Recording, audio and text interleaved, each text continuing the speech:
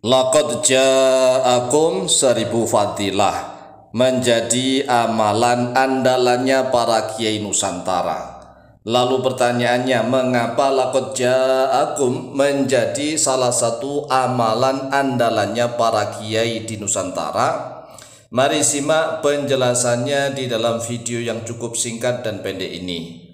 Yang pertama, karena laqad ja'akum ini kandungannya menceritakan tentang sifat-sifat Nabi Muhammad SAW. Sedangkan Al-Quran itu diturunkan oleh Allah untuk seluruh umat manusia melalui Nabi Muhammad SAW. Sehingga perantaranya adalah Nabi Muhammad SAW. Sedangkan laqad ja'akum menceritakan tentang sifat-sifat Nabi Muhammad SAW. Sehingga laqad ja'akum ini memiliki 1000 fadilah, 1000 faedah, 1000 rahasia. Salah satunya nih, siapapun yang kekurangan rezekinya kurang lancar, tidak begitu banyak, maka bisa mengamalkan laqad ja'akum dibaca setiap saat, rizkinya akan banyak datang dari arah mana saja. Kemudian juga bisa untuk keselamatan. Siapapun yang ingin selamat dari segala macam bencana, musibah, malapetaka, maka cukup membaca laqad ja'akum, juga sama fadilahnya, akan dijaga oleh Allah Azza wa Jalla dari berbagai macam bencana, malapetaka dan musibah. Kemudian fadilah atau faedah yang ketiga, siapapun tatkala bercermin, misalnya berkaca, berhias, membaca laqad ja'akum, maka fadilahnya dia berwajah selalu muda, tampilannya selalu muda. Artinya dia awet muda, wajahnya, kemudian fisiknya, ini tampilannya selalu muda. Jadi bisa dibilang bahwa dia itu awet muda. Fadilah laqad ja'akum. Kemudian menurut Kiai Haji Abdul Wahab Hasbullah, salah satu ulama pendiri NU, siapapun yang membaca laqad ja'akum pada waktu pagi hari, maka sampai sore hari dia tidak akan mati. Coba, tidak akan mati, berarti kan panjang umur. Dia akan menjadi orang yang panjang umur. Nah, kalau misalnya dia sore hari juga membaca, maka dia juga diselamatkan oleh Allah. Sampai pagi dia tidak akan mati. Artinya misalnya nih, tatkala pertempuran, perang, tetapi dia pagi hari sudah membaca laqad ja'akum, maka dia akan selamat, tidak akan termasuk orang yang gugur di medan pertempuran. Nah, kalau dia sore hari juga membaca laqad ja'akum, maka dia dijaga oleh Allah sampai pagi hari. Lalu kalau dia misalnya ditakdirkan lupa membaca laqad ja'akum, baik itu pagi hari maupun sore hari, di saat itulah takdirnya dia akan menjemput.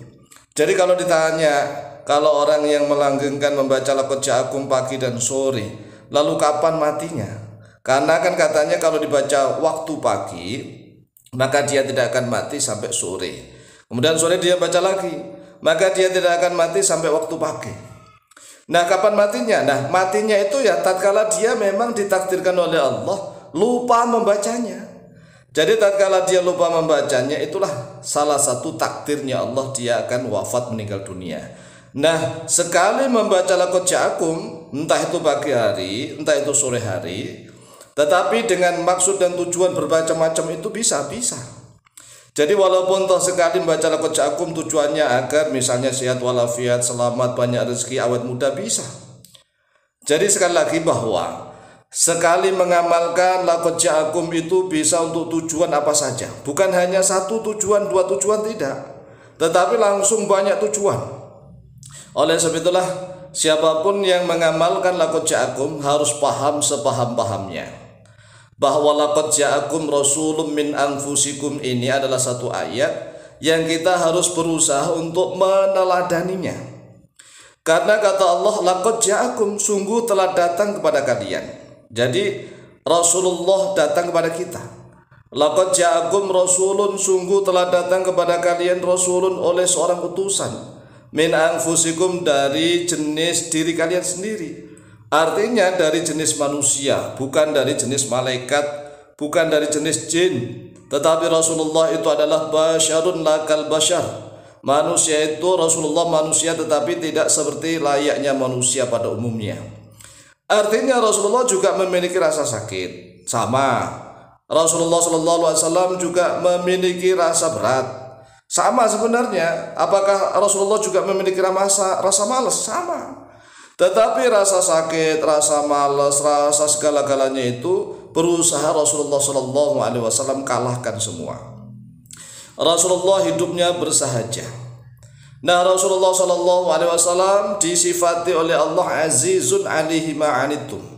Azizun sangat berat, sangat kuat alaihi atasnya Rasul ma'anittum pada sesuatu yang kalian rasakan berat, yang telah kalian memberatkan kalian ma'anittum.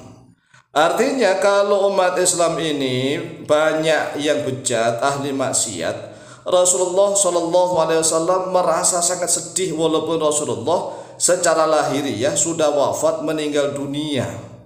Tetapi Rasulullah melihat tingkah laku seluruh umatnya. Coba bayangkan. Bukan hanya melihat tingkah laku seluruh umatnya, tetapi Rasulullah selalu dilapori laporan tentang amal ibadah seluruh umatnya.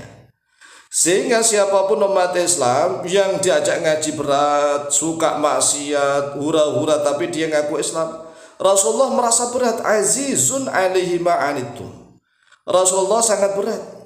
Oleh sebab itulah menurut para ulama, sejahat-jahatnya orang Islam adalah orang Islam yang hanya nunut nama saja, numang nambah, tidak mau berjuang untuk agama Islam, ngaji saja malas, mendakwai dirinya sendiri aja malas, apalagi mau berjuang mendakwai orang lain, mendidik putra-putri generasi muslim. Nah, kalau nggak bisa misalnya berjuang dengan tenaga atau berjuang dengan uang, dengan hartanya. Nah, kalau umat Islam hanya memikirkan diri mereka masing-masing, Rasulullah SAW merasakan sangat berat. Azizun alaihi ma'anittum. Kemudian Rasulullah memiliki sifat harisun alaikum, sangat menginginkan atas kalian pada kebaikan. Jadi Rasulullah itu selalu menginginkan setiap umatnya itu rajin ngaji, membaca Al-Quran, kemudian diamalkan dakwah Islamiyah. Kemudian Rasulullah bil mu'minin raufur rahim. Rasulullah khusus kepada orang-orang yang beriman, raufur rahim. Rasulullah sangat belas kasih sayang. Khusus orang yang beriman, karena banyak orang Islam itu hanya Islam-Islaman saja. Dia Islam tetapi tidak beriman. Dia Islam tetapi malas ngaji, malas sholat, malas ibadah, hanya numpang Islam sebagai umat Nabi Muhammad SAW saja, hanya numpang nama. Sedangkan Rasulullah SAW itu sangat belas kasih khusus kepada orang-orang yang beriman. Jadi setelah dia Islam, kemudian rajin ngaji, berdakwah, mengikuti jejak Rasulullah SAW, itulah orang-orang yang beriman. Demikian, silahkan difahami dan silahkan diamalkan. Insyaallah mustajabah biidznillah. Wallahu ta'ala a'lamu bishawab.